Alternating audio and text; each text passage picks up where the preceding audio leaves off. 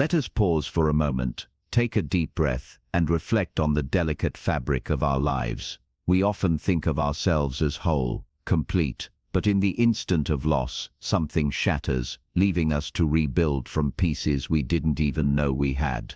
I lost my brother, and with him, I lost more than a sibling. I lost a part of myself.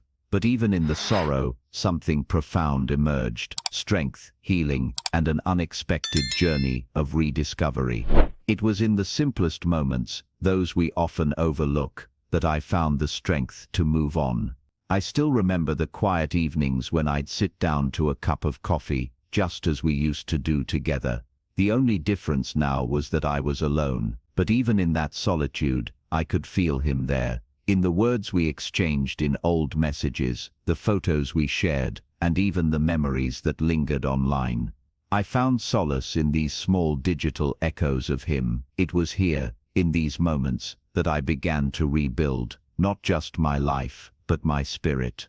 The digital world can often feel overwhelming, a constant tide of information and distraction, but in the aftermath of my brother's death, it became something more. An archive of memories, a place where his presence could still be felt. His messages, his voice-in-voice memos, even a simple photo from our childhood, it all remained. What I initially thought was a source of pain, a reminder of loss, slowly became a comfort.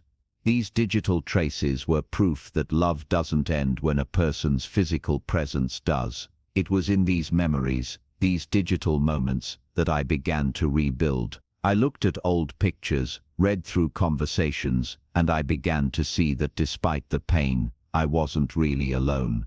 My brother's presence lingered in the simple digital interactions we shared, and through these small moments, I found healing, strength, and most importantly, I found the courage to take the next step forward in my life. We often hear that the big moments in life shape us, but sometimes it's the smallest moments that leave the deepest marks. I remember the first time I smiled again after my brother's death. It wasn't in a grand event or a momentous occasion. It was simply seeing a message he had sent me years ago, something trivial about our plans for the weekend. And yet in that moment, I felt a sense of peace, a recognition that I could still love him, still honor him, even in his absence. It was these digital moments that became my refuge. A text that seemed insignificant at the time now held the weight of love. A photo now preserved in digital space became a touchstone for my grief. I came to realize that healing doesn't have to be a grand event. Sometimes it's the smallest, most ordinary moments that help us rebuild, and it's through them that we reconnect with what was once lost. In the days following my brother's death, I was overwhelmed with grief. The digital world, once a place of connection, became a place of sorrow. I found myself scrolling through his old posts, messages and photos, trying to hold on to something that felt real. But over time, I came to understand that this was a necessary part of the process. Grief is a journey, and just as the world outside can be noisy and chaotic, so too can our minds. I learned to step back from the digital noise, to find peace in silence. It wasn't about disconnecting entirely, but about allowing myself the space to grieve without the pressure of constant updates, notifications, or comparisons. In these quiet moments, I learned to listen to myself, to my emotions, to the memories I cherished. And slowly the grief began to transform into something else, something softer, more manageable, more bearable. After losing my brother, I found myself at a crossroads. On one hand, I was overwhelmed with sadness and longing. On the other, I realized that my journey had to continue. I couldn't stay in this place of loss forever. I had to rebuild, not just my life, but my sense of self. And it was in my vulnerability that I found the strength to move forward. Through simple acts of digital charity, sending messages of encouragement to friends, offering prayers to strangers, and sharing my story online, I began to rebuild my sense of purpose. I learned that in helping others, I could help myself. Each small act of kindness, each word of comfort, added a layer to the healing process.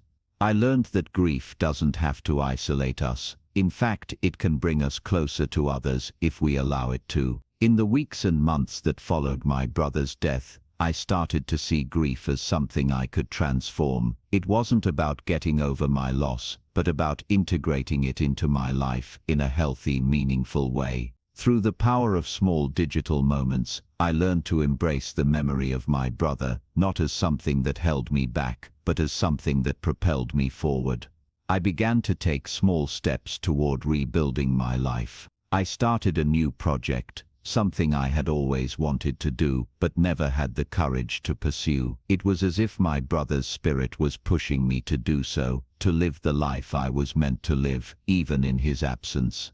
And through these actions, I began to find joy again, small fleeting moments of joy, but joy nonetheless. Grief, though deeply personal, is also universal. As I navigated my own healing journey, I found solace in the stories of others who had experienced similar losses.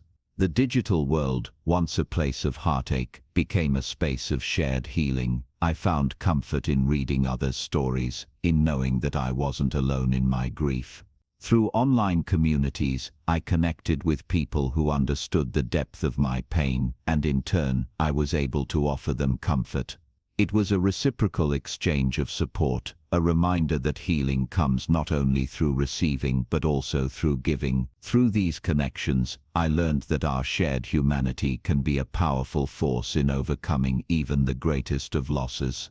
As I continue to rebuild after my brother's death, I've come to understand that this journey is not linear. Some days are harder than others, and the weight of grief still lingers, but with each passing day, I feel myself growing stronger.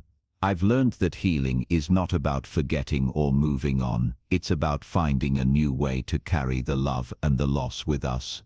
I've found joy again, not in the absence of pain, but in the acceptance of it.